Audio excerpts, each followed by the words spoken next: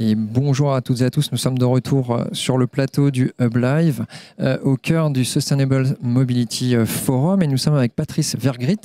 Bonjour. Bonjour. Vous êtes maire de Dunkerque, qu'on connaît bien, président de la communauté urbaine, président aussi de France Ville Durable et président, et vous êtes là en cette qualité essentiellement aujourd'hui, de l'AFIT, donc qui est l'agence de financement des infrastructures de transport. Alors est-ce que vous pourriez présenter justement le rôle de l'AFIT et ses piliers d'action ? Oui, alors l'AFIT est donc agence de financement des infrastructures de transport pour la France. C'est une agence de l'État.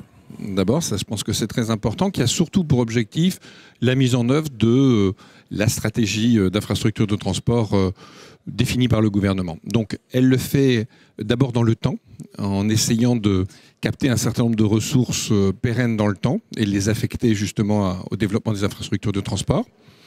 Elle le fait à travers une action large, surtout sur les mobilités décarbonées, donc le financement du rail, la régénération du rail, le fluvial, mais aussi le plan de transport collectif dans les agglomérations, le plan vélo. Et puis, elle a un objectif en plus que toutes ses homologues européennes, c'est d'encourager le report modal vers les mobilités décarbonées, à travers notamment des financements qu'on va chercher sur les mobilités carbonées, les autoroutes, l'avion par exemple, pour les réallouer aux mobilités décarbonées. Alors, vous avez déjà commencé à y répondre un petit peu, mais quelle est la feuille de route pour 2023, donc une année déjà bien engagée donc de l'agence, et les orientations stratégiques que vous souhaitez prendre suite à votre nomination, qui est récente? Oui, 3 grandes orientations. Effectivement, la première, je l'évoquais à l'instant, celle de la réponse à l'urgence climatique, et donc la nécessité de décarboner les mobilités, donc l'encouragement des mobilités à travers le rail, le fluvial par exemple, mais aussi l'aménagement du territoire, parce que finalement, on n'arrivera pas à décarboner la mobilité si on reste sur des métropoles qui sont de plus en plus étalées, de plus en plus larges. Donc cette question du lien avec l'aménagement du territoire et l'urbanisme, le développement urbain qu'on veut avoir demain est important aussi.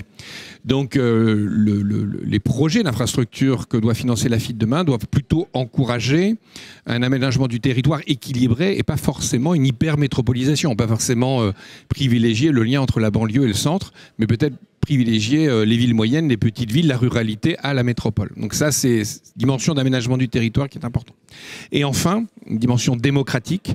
On n'arrivera à faire tout ça que si on associe la population et puis les grands décideurs, aussi le Parlement, à cet enjeu-là. Et donc, il y a aussi un enjeu de démocratisation des politiques d'infrastructure de transport. Alors, merci pour ces précisions. Le rapport du COI vient d'être présenté au gouvernement. Donc, quels sont selon vous les grands enseignements à en tirer ? D'abord, enfin une prise de conscience du besoin d'un mur d'investissement dans les infrastructures de transport. C'est vrai qu'on a connu des décennies avec un investissement dans les infrastructures de transport qui était quand même limité. Et aujourd'hui, enfin, on a pris conscience de ça. La Première ministre a annoncé notamment ces 100 milliards pour le rail, mais c'est qu'une partie effectivement de l'ambition gouvernementale.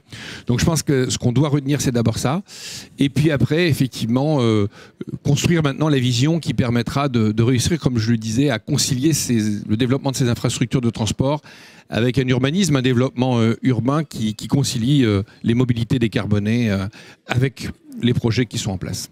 Alors une dernière question, comment accompagner les collectivités dans cette logique justement de financement ? D'abord, ils doivent être directement impliqués dans cette vision de l'aménagement du territoire. On doit aujourd'hui associer les collectivités à ce qu'on souhaite faire. On parle des RER métropolitains par exemple que l'État va financer. Je pense que la vision qui doit être derrière ces RER métropolitains, ce qu'on doit desservir en priorité, les collectivités locales doivent pouvoir exprimer, être totalement associées à ces projets. Et puis après, il y a des besoins d'ingénierie également dans les collectivités pour faire émerger des projets qui viseront à favoriser les mobilités douces, mobilité vélo, mobilité collective dans les agglomérations. Très bien, Patrice Vergrit, merci beaucoup. Donc, je rappelle que vous êtes maire de Dunkerque et nouvellement nommé comme président de l'AFIT, donc l'agence de financement des infrastructures de transport. Donc, merci beaucoup d'être passé nous voir sur le plateau du Hub Live, donc au cœur du Sustainable Mobility Forum, bien sûr à Paris. Donc, chers internautes, à suivre donc une autre interview dans quelques minutes. Merci beaucoup à vous et bon retour. Merci.